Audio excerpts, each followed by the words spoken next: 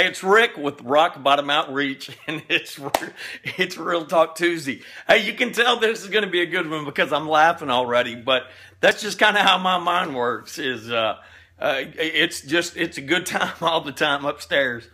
But hey, here's why I'm laughing is I was thinking like at church, and I don't mean a little church, I'm talking a big church.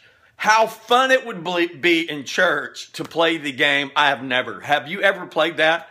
And basically, it's a get-to-know-you game. And so you say, I have never, and I know one way you can play it, that used to be a drinking game, but like if you have 10 fingers and they say like, I have never gone to jail. Well, if you've gone to jail, you got to put down a finger. But let's say we're standing in church, and so everybody stood up. And let's say the first person says, I've never been to jail.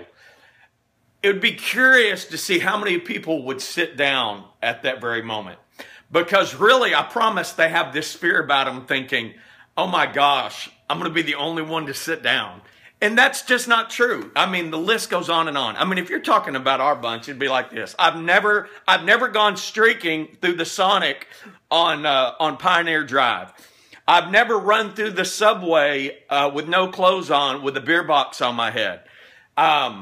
I mean, I've never gone to jail. I've never got a DWI. I mean, the list goes on. And I promised our buddies, everybody would sit down pretty quick. And the truth is this, when all is said and done, there would not be very many people standing because we've all done something that we're not proud of and that hopefully we can laugh now. But some of it, like going to jail, I've been to jail twice myself. I'll be honest with you, not a long period of time, but heck, I went to jail in Denton back in 1987 on a Friday night. Ended up in jail for a little while, and I'm not proud of it, but that's in the past. And here's where I'm going with this, is we get so tunnel vision to think we're the only ones that have done something horrible. I hear people say all the time, Rick, you just don't know what I've done. Well, I don't care what you've done. God doesn't care what you've done. You're the only one that really cares what you have done. And there is where you remained in bondage for what you've done. You know, with the Super Bowl coming up, think about this. It's not how you start, it's how you finish. The football season's the same way. You could start 0-5, still win the Super Bowl. Terry Bradshaw, he did not start his career well, but he's known as a man that's in the Hall of Fame. So my challenge is this.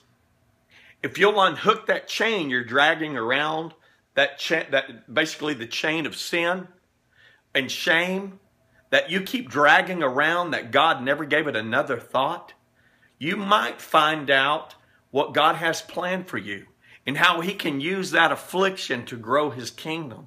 That one day you might look back and laugh, especially when you see how much God can do with those mistakes from the past. But here, I got to go to God's word.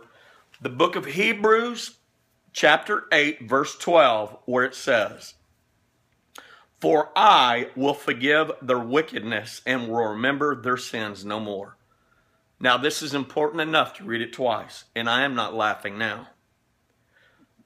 For I will forgive their wickedness and I will remember their sins no more.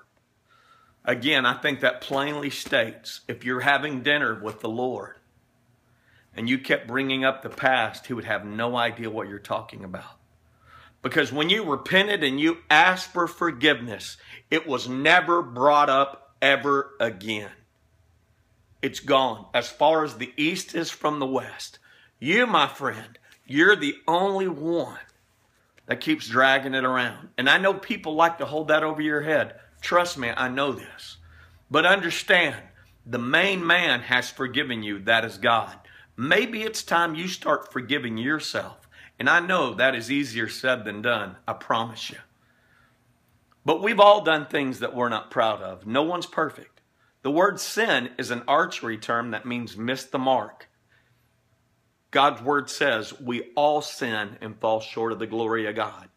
I promise you, if you looked across that sanctuary when the game is over, there wouldn't be too many people still standing. That is a fact. This is Rick with Rock Bottom Outreach. It's been Real Talk Tuesday. Have a great day, baby!